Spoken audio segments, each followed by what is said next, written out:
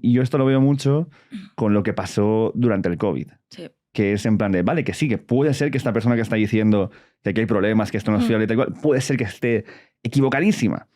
Pero a lo mejor vale la pena escuchar y valorar ese punto de vista por lo que sea. Quizás la urgencia del momento nos llevaba más a otro lugar, Sí. pero me gustaría saber cómo ves tú Sí, esto. totalmente. Yo creo que para mí el COVID fue el principio, el punto clave de mi cambio de mentalidad ya drástico en cuanto a cómo veo la ciencia, cómo veo la evidencia, cómo veo también el mundo cambiante, ¿no? En ese aspecto. Y también de abrir los ojos, de decir, es verdad que hay gente que sigue la evidencia científica como dogma y rechaza cualquier cosa que se pueda salir del camino. Y eso es muy peligroso, porque cuando hablamos de cosas que son tan tremendamente complejas y que no dependen solo de la evidencia científica, como es una pandemia mundial, que depende de intereses económicos, políticos, de guerras entre países, de intereses de todo tipo, no se puede solo decir, que me dices que esto ha salido de un laboratorio, tú eres un charlatán pseudocientífico y no te voy a ni a prestar atención a lo que me estás diciendo. Negacionista, además. Claro, te llamo negacionista de todo. Y yo seguramente caí en eso al principio y luego fue un proceso que yo también viví, decir, hostia, en verdad esto creo que para algo que hay tanto margen de incertidumbre, no podemos afirmar con tanta categoría ciertas cosas y rechazar cualquier cosa y señalarla como negacionista, porque entonces al final los que estamos siendo, dogmáticos y negacionistas somos nosotros, ¿no? De la realidad, al menos de la apertura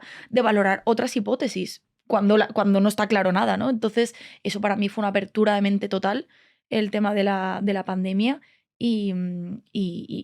Vamos, pienso igual, o sea, el hecho de rechazar cualquier cosa porque sí. No sé si tú también lo viste, eso como Pero flipando. salían médicos en televisión y también categóricamente, no, es que esto lo dice la OMS y por tanto va a misa. Y pues la OMS tardó un montón en reconocer que el COVID se transmitía por quiero decir, por el habla, por la saliva, por todo. Por esporas, Claro, ¿no? por esporas. El cordyceps ahí. Por esporas. Entonces, claro, o sea, que nosotros al principio estábamos limpiando cajas que venían de China con todo lo que implicaba y todo eso, que yo entiendo que al principio evidentemente había tal grado de falta de conocimiento por cómo pasó, que es normal, ¿no? Que nos volviéramos todos un poco locos, ¿no? Pero una vez que empezamos a saber la evidencia, que la OMS siguiera afirmándose y reafirmándose en todo eso y que había médicos que salían o científicos que salían en televisión siguiendo todas las indicaciones, como, vamos, de forma acrítica, sin cuestionar. Solo es esto, claro. Solo es esto, ya está, es la verdad. Porque lo dice un ente superior, no, un ente superior que está hecho también con humanos, que tiene intereses políticos detrás y que no podemos de forma acrítica seguir indicaciones y tal, ¿no? Y otras cosas, ¿no? Es verdad que la ciencia es muy importante y hay que hacer caso a lo que dice la evidencia científica, pero muchas veces no es el único factor a tener en cuenta, ¿no? Por ejemplo, en el COVID, si nos hubiéramos basado solo en lo que la evidencia científica nos decía, tendríamos que haber estado confinados 1 año y medio, porque al final es lo mejor para no propagar el virus. Pero claro, el mundo tiene que seguir, la economía tiene que volver a funcionar y nosotros como seres vivos necesitados de seguir en el mundo, ¿no? No podemos estar 2 años paralizados, como es lo que pretendían algunos de los portavoces de estas afirmaciones, ¿no? Entonces, a mí eso sí que fue un proceso de decir, esto tiene que cambiar y no hay que ser tan categóricos con lo que se dice. Yo, de las cosas que más me hizo flipar fue ver la reacción a Joe Rogan, que estaba llevando científicos para hablar del COVID y llevaba epidemiólogos, llevaba peña de diferentes pasos diferentes que apoyaban diferentes partes de la narrativa. Sí. Algunos te decían que no se fiaban de cómo se estaba creando la vacuna, otros te decían que, bueno, que aunque no fuera fiable era lo más recomendable para... O sea, como que había toda esta cosa. Y bueno, hubo un complot de peña, de músicos diciendo que iban a sacar su música de Spotify si no sacaban a Joe Rogan de Spotify porque estaba tirando... ¿Cómo era esto? Como lo llamaban negacionista y antivacunas y todo este rollo.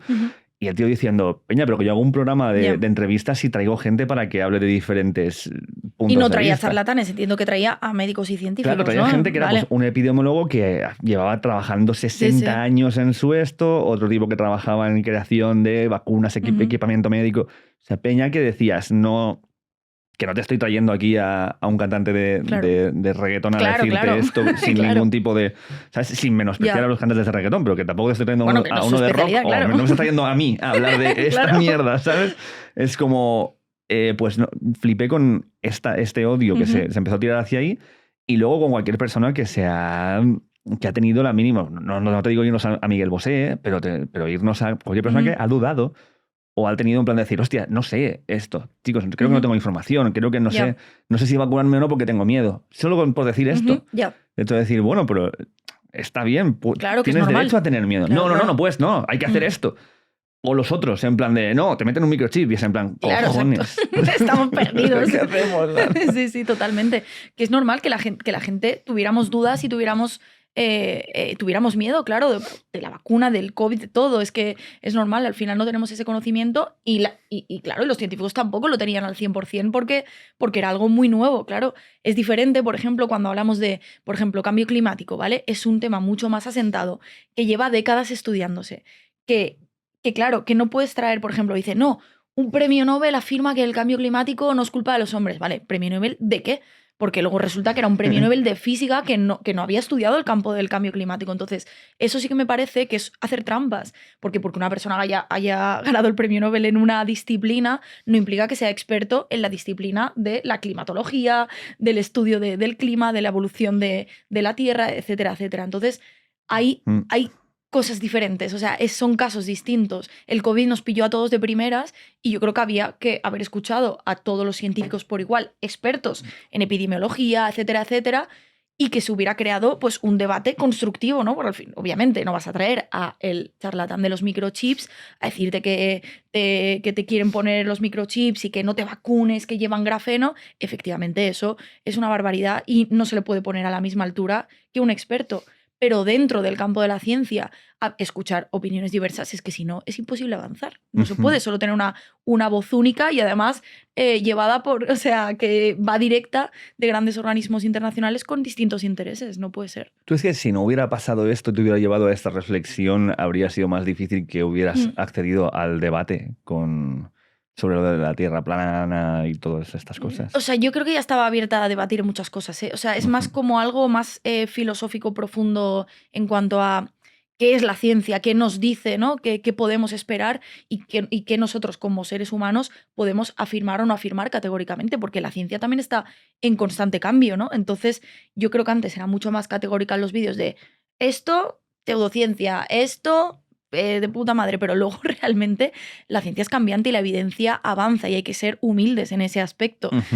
Pero sí que hay que marcar la línea, no tanto en lo que esto es pura pseudociencia y esto es pura verdad, ¿no? Porque esa es una diferencia falsa, pero sí decir, esta gente está jugando con algo que no tiene evidencia para venderte esto, que sepas que aquí hay estos intereses detrás.